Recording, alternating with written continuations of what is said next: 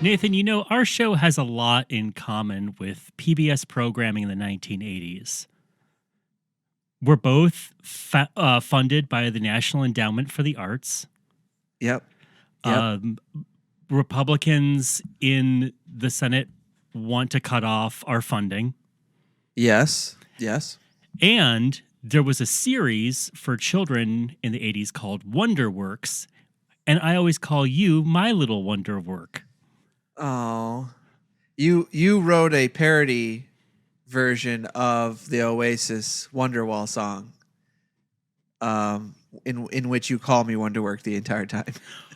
You're talking Blunderwall, my parody? Yeah, yeah, Blunder. Yeah. That's the Mad Magazine parody, right? Yeah, and my Wonderworks Mad Magazine parody, Blunder Erps. Yeah, you got to blunder Erps.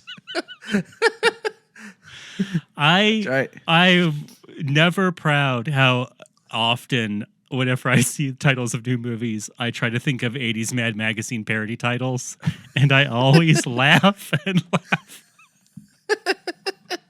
Well, I'm happy that you do. It gets me going in the morning like a nice hot cup of boiling coffee. Yeah. And this from the man who hates any hot beverage. Do you still hate hot beverages? Yeah, you still hate them. Yes, the only one I don't like, the only one I like is hot cocoa. I was going to say, I bet it's hot chocolate. It's hot chocolate, baby. It's the only one I can stand. I bet it's when a candy bar is sliding down your throat into your tummy. Oh, a nice warm boiling candy bar. Well, that's why I call you my little perfect person. And coincidentally, the TV movie we're talking about today, our network special for the day, is titled How to Be a Perfect Person in Just 3 Days. And it was shown first on October 8th, 1984 on PBS. And of course, I've forgotten to say this until about 45 minutes to an hour into the show a couple times before. Not this time. Not this time. Because you were listening to Network Special, the only podcast you need to listen to us talk about the golden age of appointment-based television when you had to watch what was on when it was on. And now, thanks to the magic of the internet, you can watch things whenever you want. Again and again and again. And I am here with my co-host, who? Nathan. And in the booth, who is crouching unseen to me in our booth? Jeremy Demery. And I'm Zachariah. Jeremy has his fancy new camera today. Can you switch on to your camera mode, I can. Jeremy? I can indeed. But there you are. We're an audio medium. No, I like it. It calms me down. How about this? Right into my face. There it is.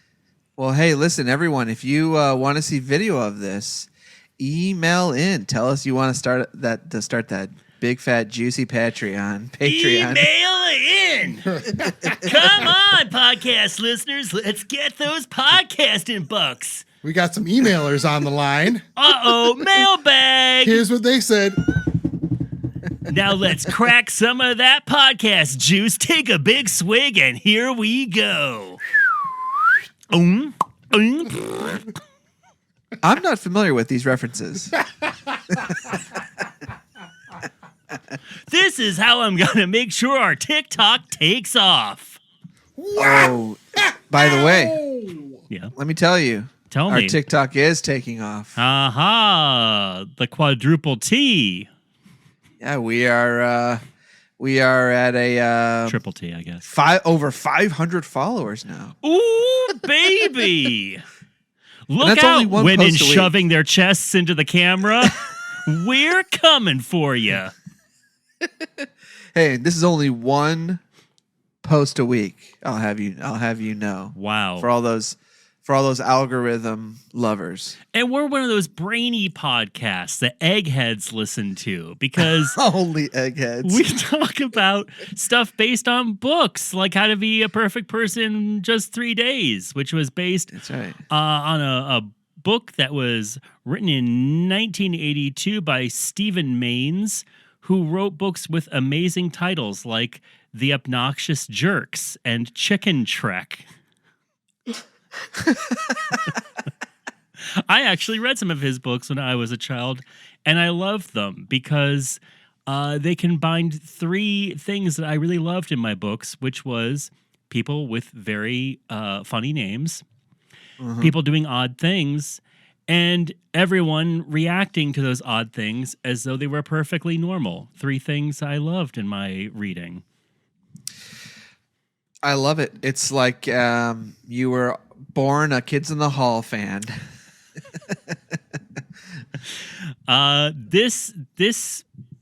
This movie really drives home the importance of hiring a cast that have funny voices and interesting looks. I love this. It is like, I feel like this is like, it's hard to explain this. It's hard to explain this, but when I picture a PBS content as a kid, this is like if you took the gum from wow, where is this going? From Willy Wonka, where it's like an entire meal. You just chewed it and it's everything. Like this is everything PBS was in one tiny package. Oh, you're saying this movie is like the perfect little nugget of everything that was in made-for-TV PBS movies. This is the kind of stuff that I always remember as a kid watching and would always get sucked into, in between runs through level 8-1 on Super Mario Brothers. Hey, it sounds like that podcasted voice is catching on. Oh, I think I figured out this reference. But obviously it was made in this time period. So it has that 80s like yellow foil over the lens where everything is just brown. And it's got great New York accents or Canadian, but these are all kind of New York-ish. Like, most things in PBS were like filmed in either Canada or, near the Sesame Workshop or whatever. Or Chicago. One of the three. Yeah. Right. Yeah. So real like blue collar accents and everyone's, Jewish. like all the characters, like all the actors are Jewish. And if they're not Jewish, they're Jewish. Yeah, exactly. With a dash right there. And everyone lives in these awesome neighborhoods that with these massive like barn style houses and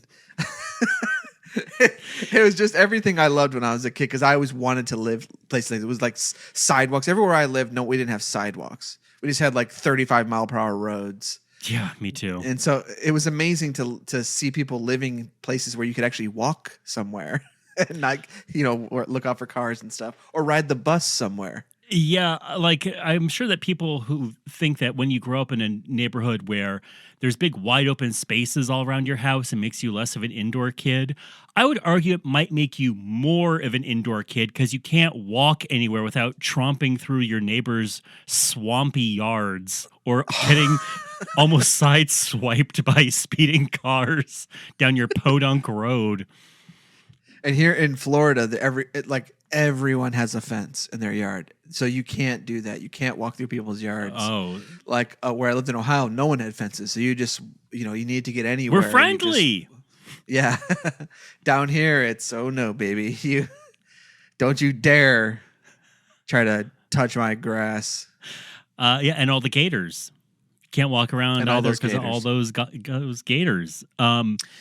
Wonderworks was the miniseries that this was shown on, which ran from 84 to 92. I didn't realize co-produced by Walt Disney Company. I don't know if that was a tax write-off for them or what the deal was. They really didn't make their presence known in terms of the branding, or they didn't have like an ad for Disney World before you watched anything. Well, but they did play these movies on Disney Channel. That makes sense. After the fact. I don't know if they were trying to generate content or if this was part of like educational programming too, because they would played. They had this one specifically. I just found out has like a 30-minute cut of the movie. This movie's about an hour, and it has like a 30-minute cut that you would have gotten to play in your class or something after you read the book. Yeah. So I don't know if Those it's are like two an kind of educational. facts. That was kind of a mashup of two different facts. I think Disney The point Channel. meaning like if this is the educational wing of Disney. Or, Oh, sure. I That's what I wonder mean, if yeah. that was kind of more like Disney Channel, like an early Nickelodeon, where they were like, "What do we got? What do we got? It's got to be cheap. It's got to be real cheap and just fill time." That may have been it as well. But you're right about the aesthetics of these WonderWorks shows. It's unlike most things that are produced now. It's aggressively not slick. Nobody looks like an actor for the most part. Even the actors are character actors or stage actors. The special effects are aggressively lo-fi. It's kind of like they almost look, and this is no slam on anyone. A lot of these look like what very ambitious film students might make as their final project. Yeah, and there's I'm looking over the things they produced. So they did have a couple big budget, like Anne of Green Gables. That's high budget. Chronicles of Narnia, that weird. I think that was a BBC co-production, right? Because that's chock-a-block with British people. But the cartoon? No. The live action. Okay. Gotcha. Where they kind of weirdly mash in animated animals, though sometimes very unconvincingly. Do you remember what I'm talking about? Like, I think so. Peter points in the air, and then a animated griffin kind of like hovers around where his hand is pointing. But that's the one with the big lion puppet. But then there's other stuff like the Hoboken Chicken Emergency, which was based on a book I loved, but that chicken looks like it's made out of styrofoam cups with a person it's placed huge. inside it. And then a movie I've never heard of, but we have to cover for this show. The Boy Who Loved Trolls. Yes. Yeah, there's tons of like, I mean, are these all based on books? I think so. I think that was WonderWorks thing. Yeah, these are all very like novels for your 10-year-old, or whatever, like probably younger than that, but like, yeah. And so there's wild ideas in them. Speaking of wild, can we talk about face first? You were planted into the world of this story with the music, which lets you know exactly the type of movie that you're in for. Shall I play the prelude to this film? Please. Nathan's so happy he can just sit there and grin. He has a smile and it's reaching up to his forehead. It's like the Joker. Yeah.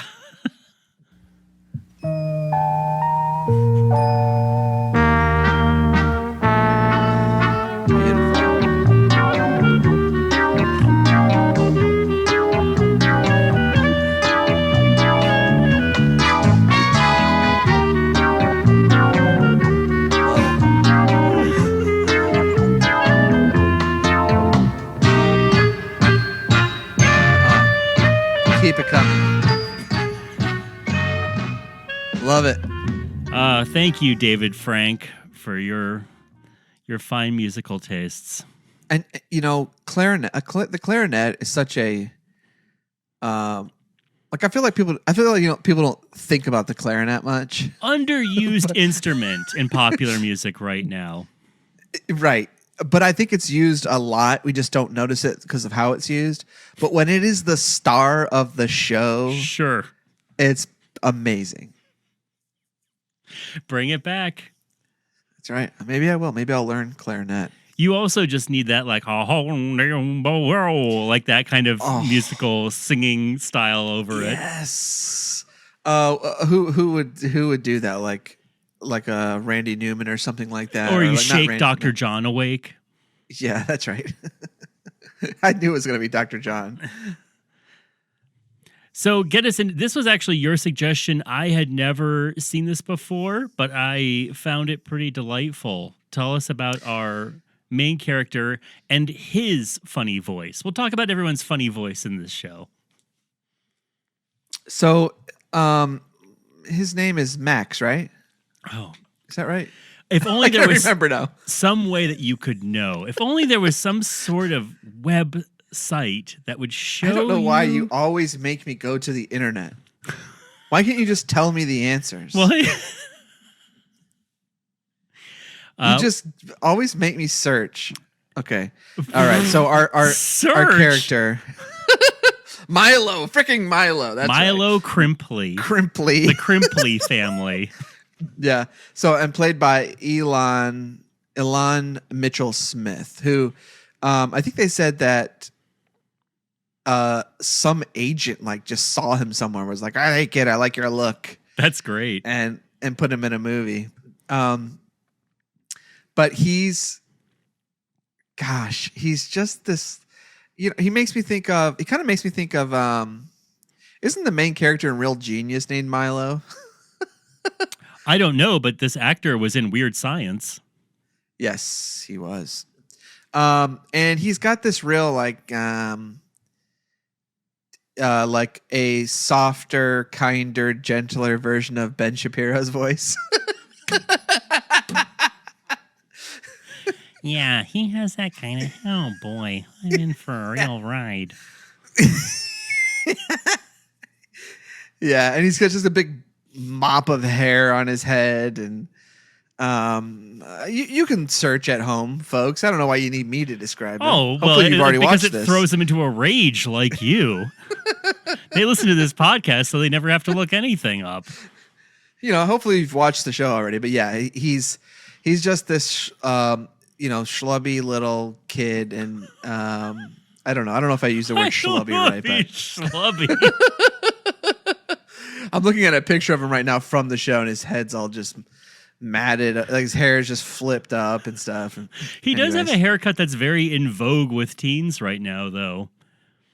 Yes, a very much like Stranger Things. Yes. Well, the girl in this throwback. has a hard Stranger Things look. She's got the real like American Girl doll collector look. That little bowl of like a big bowl, not a bowl cut like a little Caesar cut. A bowl cut like you put a big mixing bowl, and it's a little perfect bowl of long hair around her.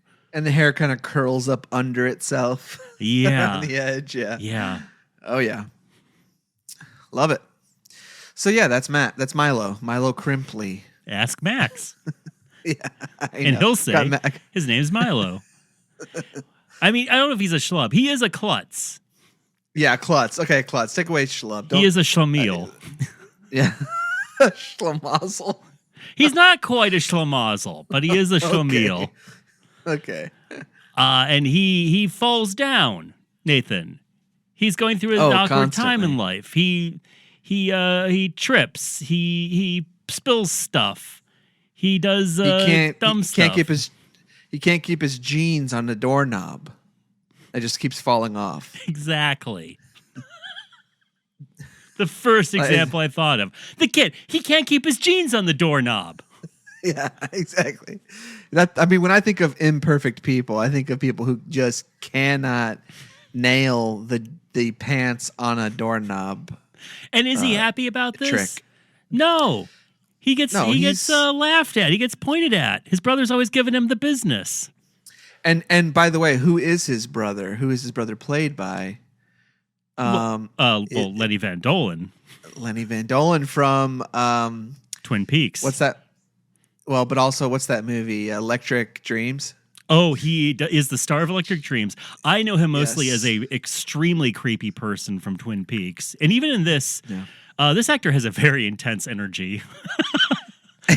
He does, and he's got like a real heavy. It feels like a real heavy like New York like accent. The way he's talking, it doesn't necessarily fit the accent of the rest of the family, but no. But I do think that there's a lot of New York stage actors in this show. I actually thought this was the guy who played Blossom's oldest brother, the one who was barely ever on the show, the one who was like, I have to go to rehab again, and I don't know if he was like getting other jobs or they couldn't figure out what to do with him on the show. It was very odd. Yeah, I remember him. Yeah, I can see that. I could see him But he would have been so much. He would have been so much younger than I think the guy on the show is. I guess so. He always seemed weirdly old. I mean, you know a lot about Blossom simply by the fact that Dr. John sings the intro. Oh, yeah. And in my opinion, the sun is gonna surely shine. That's another. I think there's a good clarinet in that theme song. There has to be a good clarinet in there. Well, I'll circle back on that later. What kind of genre of music would you even... We should name it something. What is that very oboe and clarinet forward style of 2D music? Man, that has to have... We have to come up with a genre name. I'm sure it's something like Tin Pan or something, some like dumb name like that. Could we call it Rudy Tooty? Rudy Toot. It's real Rudy Tooty music. I mean, it is... I do think of it whenever I say the words. I'll think about it. Okay, give it some prayer. Yeah. Okay, I will. Can we talk about the next amazing funny voice / funny name, which is Milo is always getting the business from his teacher, Miss Sandwich. Yeah, I love it. Love a Miss Sandwich. Played by Hermione Gringold, who was a classic New York stage actress. She's also in like The Music Man and a bunch of other musicals. But she talks like this all the time, naturally. And she is 82 in this movie. Yes, she was born in 1897. She has seen it all. I know. Every time I research a movie, I'm like, oh, God, this person saw all of American history change before them. You must be so ready to leave the planet when you've had that kind of life. Especially when you're playing Mrs. Sandwich. I don't recognize this world anymore. It's all about bell-bottom jeans. And cartoons.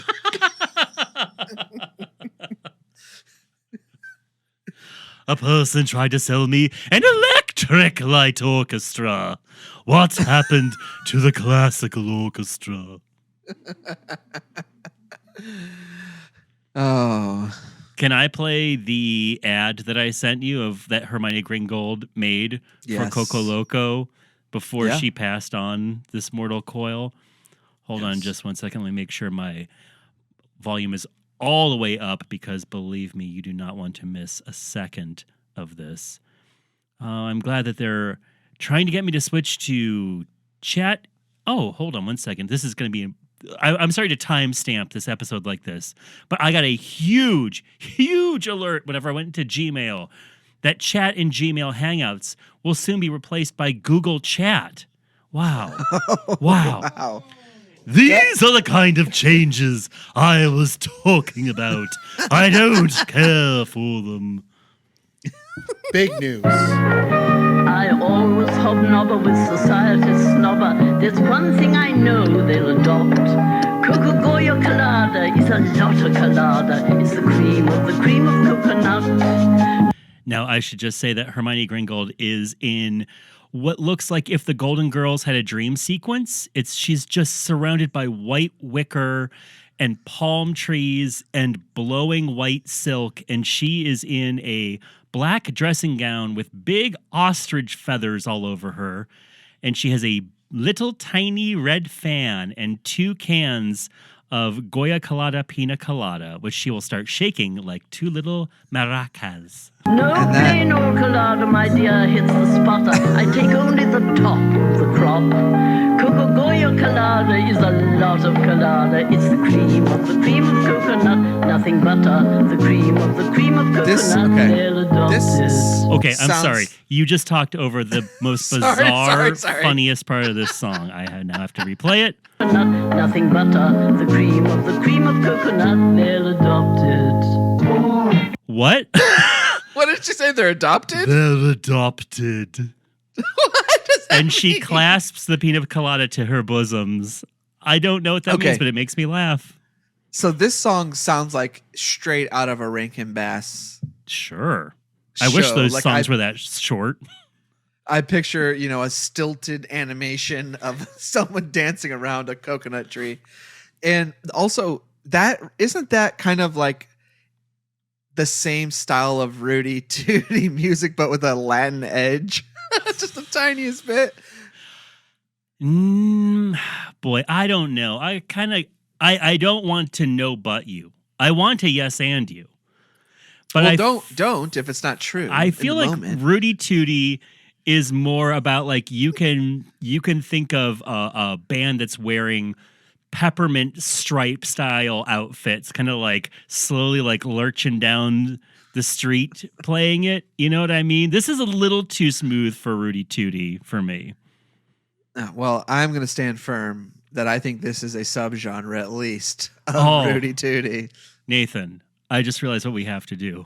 We have got to make a Spotify playlist of Rudy Tooty. Okay. And just slowly start adding it.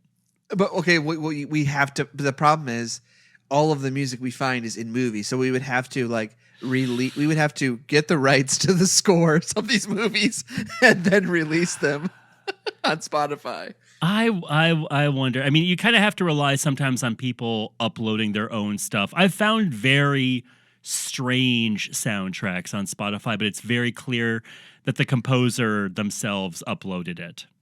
Okay. I'm sorry that bores you so much. There's a lot of behind the scenes information in the liner notes. Is that what you're saying? No. Okay. In the liner notes on Spotify, I wish there was liner notes. Unless I don't know what I'm looking at. They don't have like a little about thing or something, info or something. I suppose there is that. Yeah. You got me. You know what I can. Maybe I can make a page on the networkspecialpodcast.com website where you can find all of our episodes and social media. Mm-hmm. and it'll be just, I'll upload my own MP3s. So there's three things, because my first thought was, why did this woman not do a million cartoons? As far as I can see, she's only done 2. One, of course, in the cartoon Gay Puri as Madame Rubin's Chat.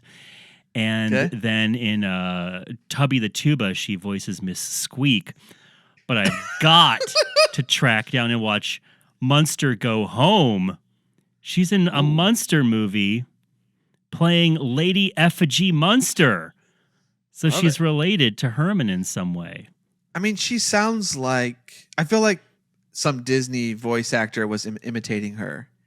Oh, in something, like sure. It just sounds like straight out of a Rankin Bass, Disney, any kind of animation from that time period. Absolutely. Look, I could talk about her all day, and I will on my other podcast, Gabbin' Bout Gingold. But okay, we got to move on to our next funny voice / funny name character, because Milo, he's sick of being a klutz. And a mysterious flyer blows down the sidewalk towards him, and it advertises that you can be a perfect person in just 3 days if you take the course provided by Professor Silverfish, who is played delightfully by Wallace Shawn. Okay, well, that was close. Almost Gilbert Gottfried, but he has a softer edge. And he goes up. And he has a lisp. A slight lisp. Yeah. That actually kind of gets it closer to Gilbert a little bit. Maybe Lisp. A slight lisp. I don't know. Do something from Princess Bride. Well, he doesn't have it with his S, maybe, because he says inconceivable, but he doesn't say it with a. Inconceivable. Yeah, you're right. Doesn't do like a Sylvester. Now you're blending our two favorite voices. Yeah. Inconceivable. Now it's. But he's great in this.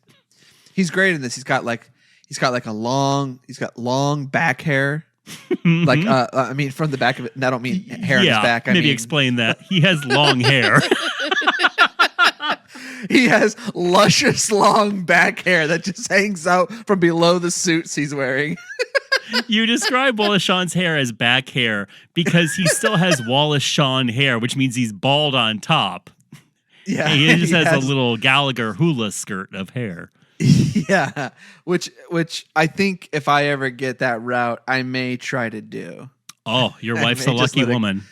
Oh, she will finally be Kiss mine. you. Okay. Yeah. Wait until she feels your long hula skirt hair brush her face in the morning. Or my long flowing back hair Well, you'll also let that grow out. that I have to tuck into my underwear. It will be nice when your hair on your head gets long enough to braid with your back hair. Oh, So you can have like That's- one of the Na'vi from Avatar. It'll look like you have a tail braided up into your head. which is really the best character design ever, right? Oh, The Na'vi. no more classic and beloved design than the long blue Na'vi. Glad there's 4 more of those movies on the way. Not a second too soon. Gosh, I know. It just feels like only yesterday we were watching Avatar 1. Yeah, boy, it sure does. God, that movie came out so long ago. I was living in New York whenever that movie came out. And now they're going to release sequels. Yeah, this is like 20 years later or something. Good Lord. Do you think that they're going to release all 4 sequels? No way. No? The second one's not going to be. The second one's going to be the last one, I think. I think, and I may be talking out of my Rudy Tooty, but I think Cameron. Oh, I am. I think Cameron may be making at least 2 at the same time, if not all of them simultaneously. So he's like, you're getting these freaking movies. If you want one of them, you're getting all of them. I think now James is the level of successful that if he says it's happening, it's happening. Man. Okay. Well. Okay. So what is the storyline to this movie, by the way? Well, the storyline is that Milo goes to Professor Silverfish, and the professor starts giving him tasks to do. And the tasks seem like they are meaningless or they're going to be harmful, but they slowly start giving Milo more self-confidence. For instance, whenever he tells him that he needs to wear a piece of broccoli around his neck all the time. And it seems ridiculous, and at first kids are laughing at him, and he gets sent to the principal's office. But on the way to the principal's office, Milo starts talking to himself and going, hey, it's not illegal to have a vegetable around your neck. In fact, why shouldn't I have it around my neck? And he goes to the principal's office. He goes, it's my right as an American to have a vegetable around my neck. And then pretty soon, kids are wearing eggplants, stalks of celery around their necks. He's created a little trend. Yeah, he's it's great. He's just living his life. And no one can stop him.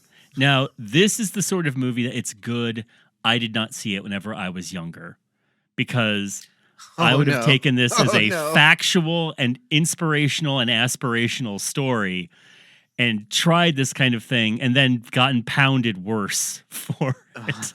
Yeah. I can only imagine what you would have been wearing around next to your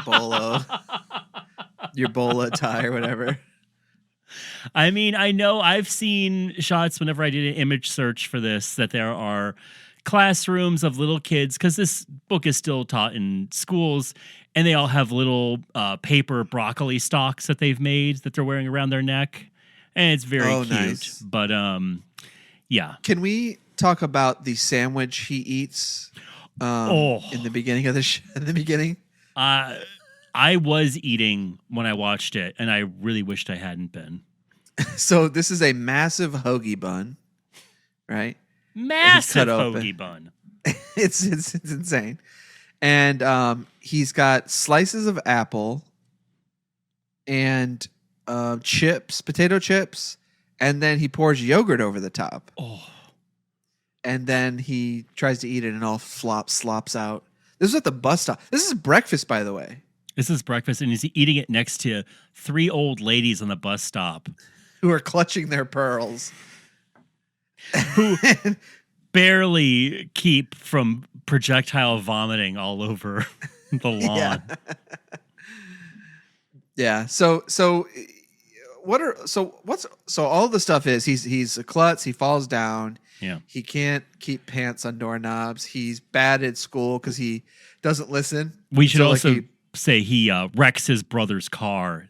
His brother wrecks his. Trying to go to a trip to Europe. He's trying to save his money. He's going to sell his beloved car so he can go to Europe. And Milo, and come on, this is on the kid. If you're a kid and you know that you're prone to accidents, don't get in your brother's car in the driver's seat and turn it on because you're going to drive right through the garage.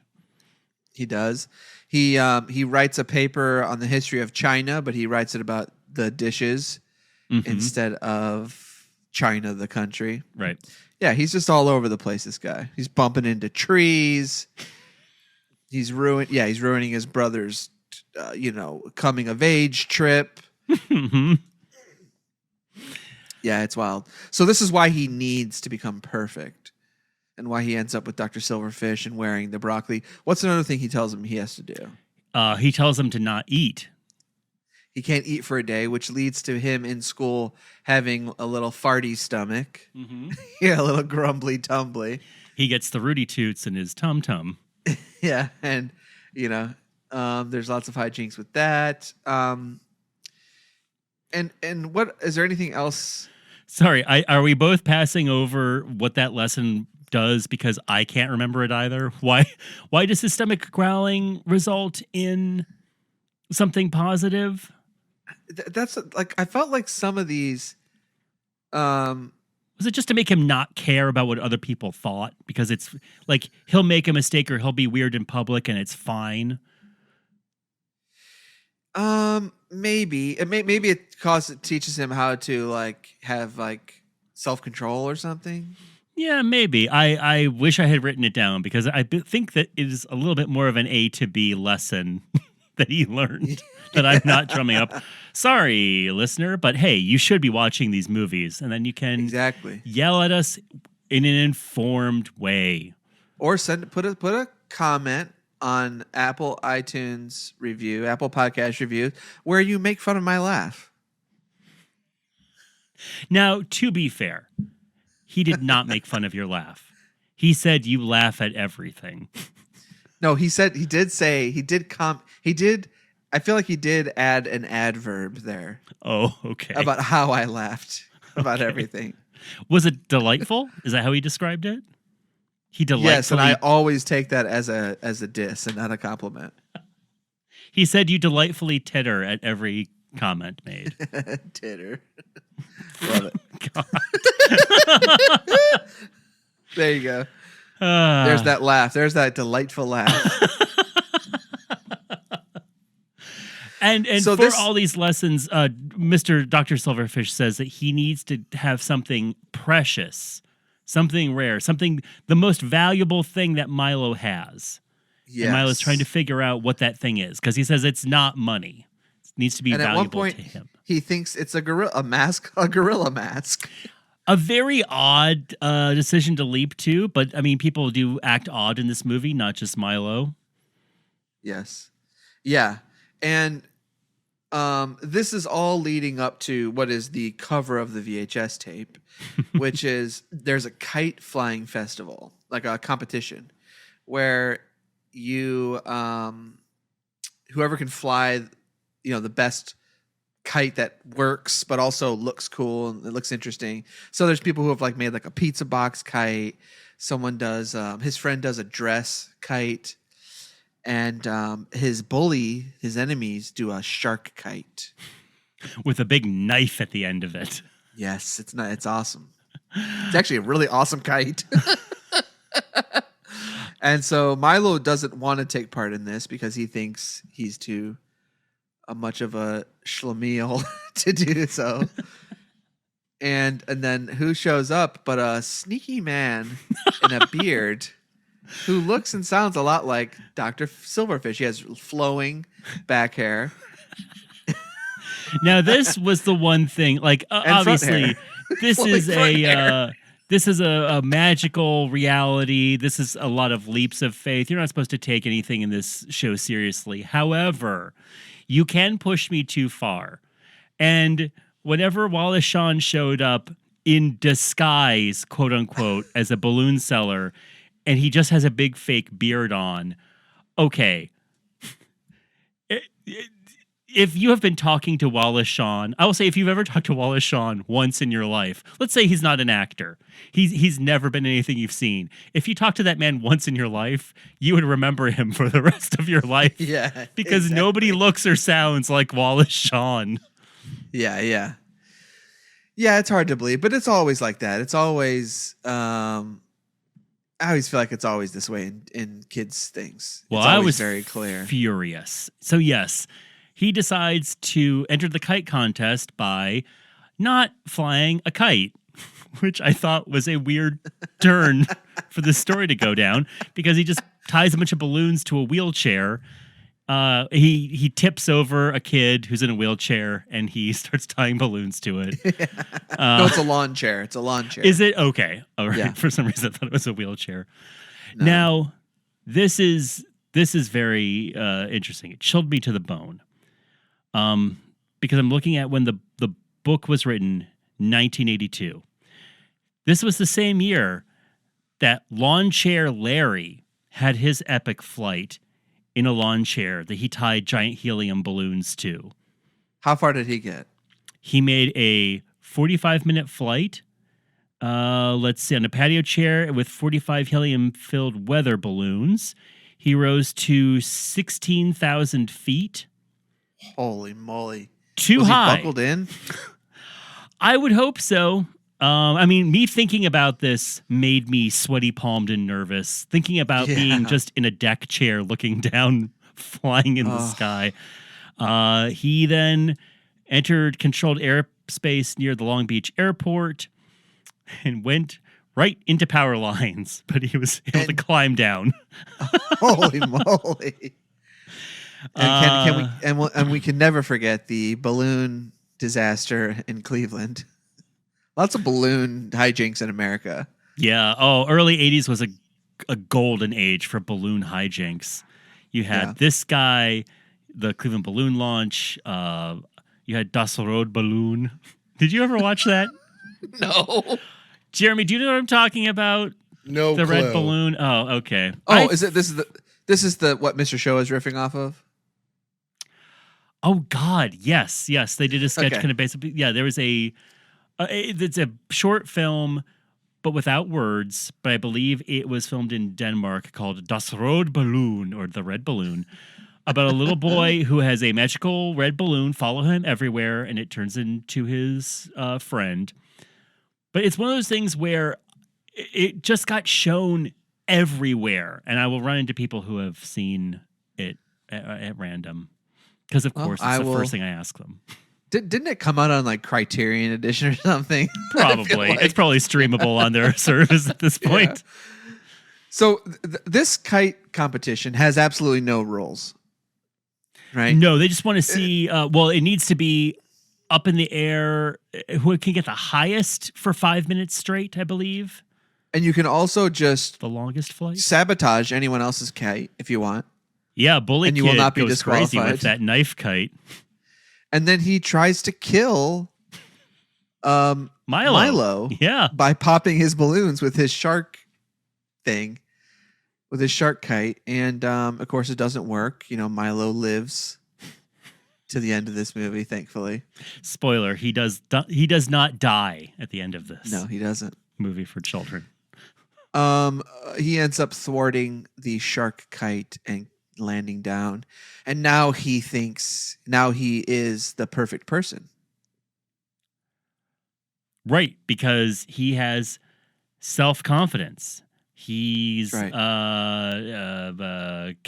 walk around with a vegetable around his neck, which means that you're doing just fine. The kid who plays the bully, he had such a run of playing bullies.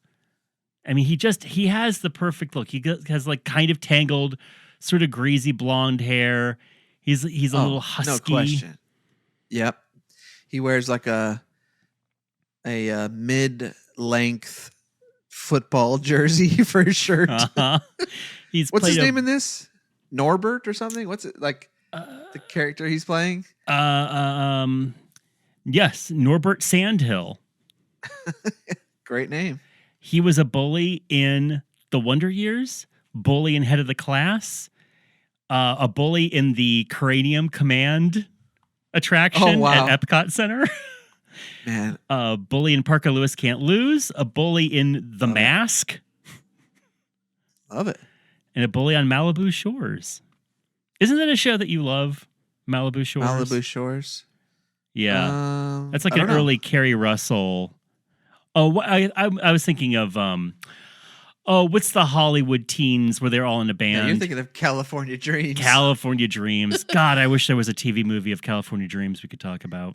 California Dreams. Oh, yeah, I'm a fan. There is no Rudy Toot music in California Dreams. Let me tell you that much. No. It's all rock and roll. Pure, straight up hardcore. The hardest rock you can think of. Hall of Fame style hard rock. That's right. Rock and roll. It was inspiration to Minor Threat forming as a band. Yeah. Yeah.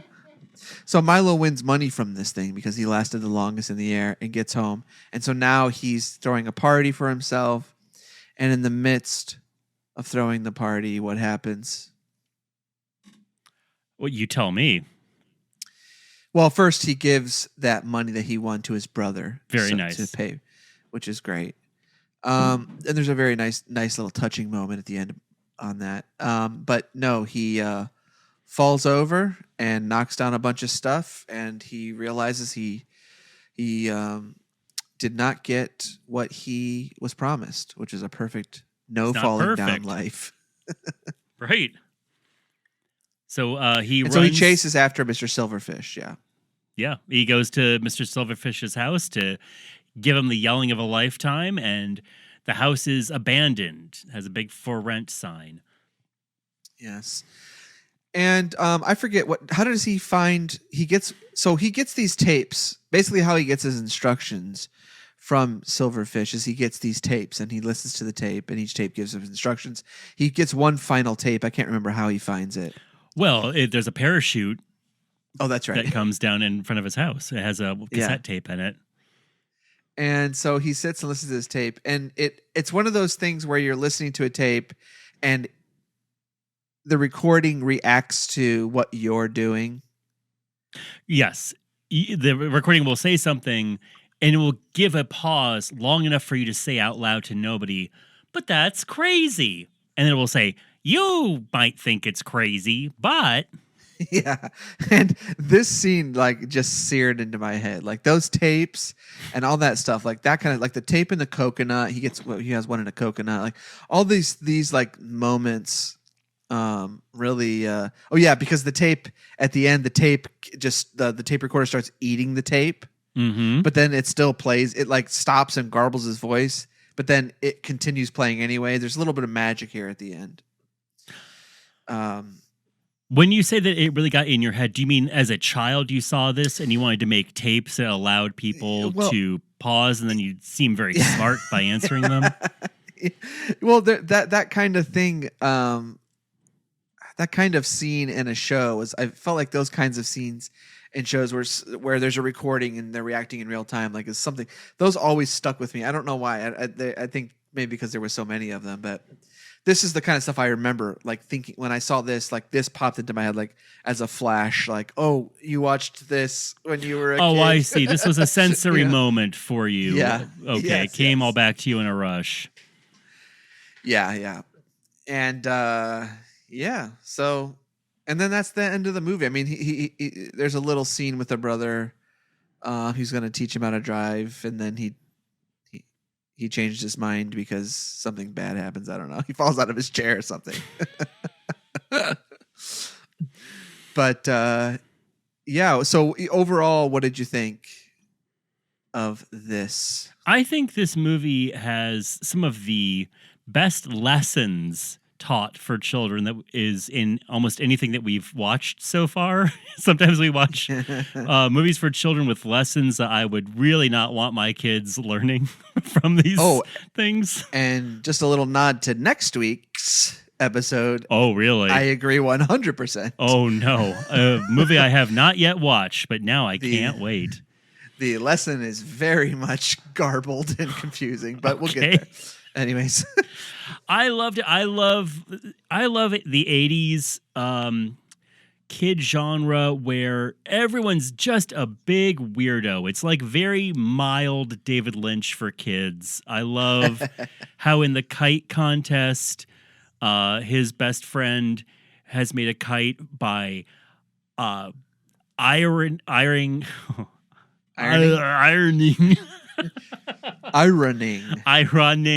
her mom's prom dress into a flat kite. One kid has turned a pizza box and a pizza into a kite. There's a lot of great little weird touches. It looks like the people who made it had fun making it. Yeah. And also, I'm sorry. I just in case she's listening, and maybe it would come up because this is such an odd title. Maybe she has a Google alert for it. Sarah Boyd, who plays Milo's best friend, has had a great career. She did like 2 things when she was a kid, really not that into acting. But now she's an editor and a director for TV, and she works on huge shows. She works on Lost, Bates Motel, Ugly Betty, lots of Law and Order. She's doing great. So good on you, Sarah Boyd. Glad you didn't turn into a child actor nightmare. Yeah. Yeah, I just think this is one of the most charming things we've watched for sure. It's an hour. It's one of those great ones that we talk about in the sweet spot of like, yes, make everything an hour or a half hour.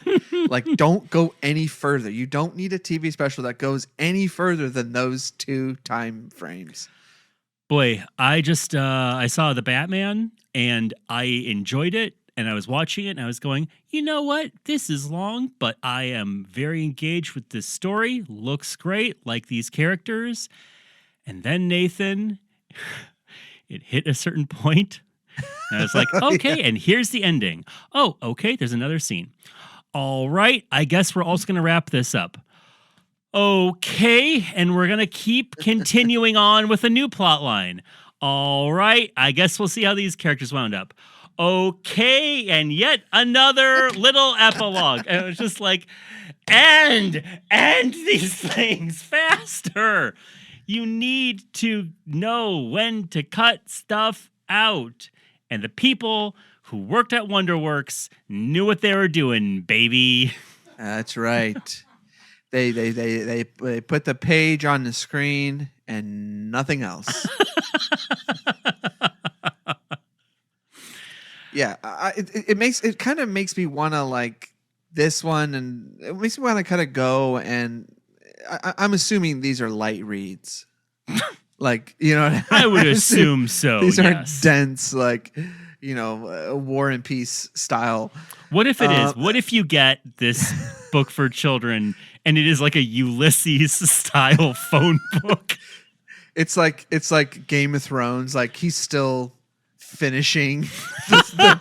He's still trying to finish this. All right, I'm looking at this now. You can go on Amazon. This paperback is 80 pages. Yeah, reading age 8 to 12 years. So I'm thinking that the print is not super fine. Yeah, so this is like, it seems like something I want to read with my daughter or something. It's very fun and yeah, I think you nailed it when you said funny names, everyone acting goofy, and everyone accepting it. Yeah, and except for the bullies. It's always the bullies who are who are always. And even the bullies, I didn't feel like were over the top in this. No, they eventually wore the broccoli too. Yeah. I mean, then they tried to murder our protagonist, but besides that. But you're right, they didn't go over the top. And look, you can get a acceptable level used copy of this on Amazon for 96 cents. If you want to bump it up to good or very good, it can be $1 or $4. Let's get this back on the top New York Times top sellers list. Yes. And I am excited to definitely watch more in the Wonderworks series. I think I've found 3 total, which was the Boy Who Loved Trolls and the Hoboken Chicken Emergency or whatever. Yeah. So we'll be able to watch those for sure. And Hoboken Chicken Emergency, speaking of funny names, real life funny name, children's author I was obsessed with, Daniel Pinkwater, wrote that book. So I'll have a lot of Pinkwater thoughts. Yeah. Producer Jeremy, sorry, I got to ask him. Producer Jeremy, a lot of PBS in your past. You were a homeschooled family. I assume that PBS must have gotten a real workout. Tell you what, people consider me a Arthur enthusiast. So, what do you want to know about Wishbone and what was it, Ghost Rider and all the good old classics. Ghost Rider. I've been getting my kid into Ghost Rider. Yeah, I love Nicolas Cage. Now with Arthur, did you watch the reunion special? Can't say that I have. Oh. They just did a new episode where everyone's grown up. Get right out of town. Yeah. Really? Yeah. Oh, I am on it. A lot of fervor because some of the character models people felt were a little too woke. Because they are saying that there are context clues that one of them is a big fat lesbian. And you can see why that would upset everybody. This monkey might be a lesbian. Well, at least they're not Curious George. Am I right, fellas? Oh, boy, are you right about that?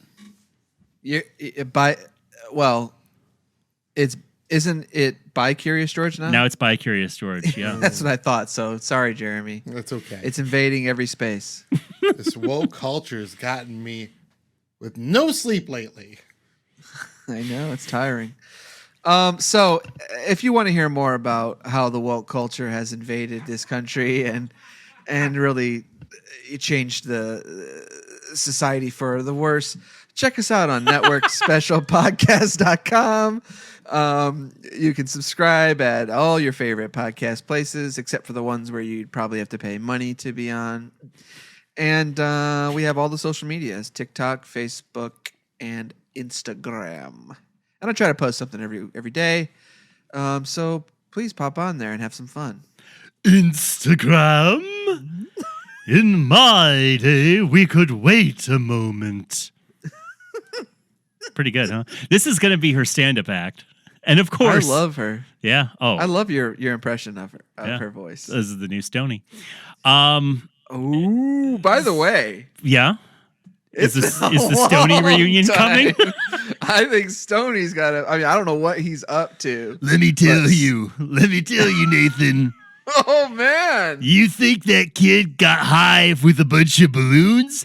You should have seen me last weekend. Oh, did you have your own helium? Yeah, I flew a kite really, really high. Helium tank. Yeah. What'd you think I meant?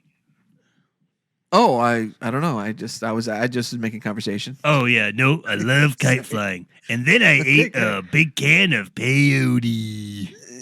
Oh, okay. Now I see where this is going. No curveballs. All right, Great, well, everyone. Thanks for stopping by. Oh, sure. All right, everyone. We'll talk to you soon. Bye. Bye. Goodbye.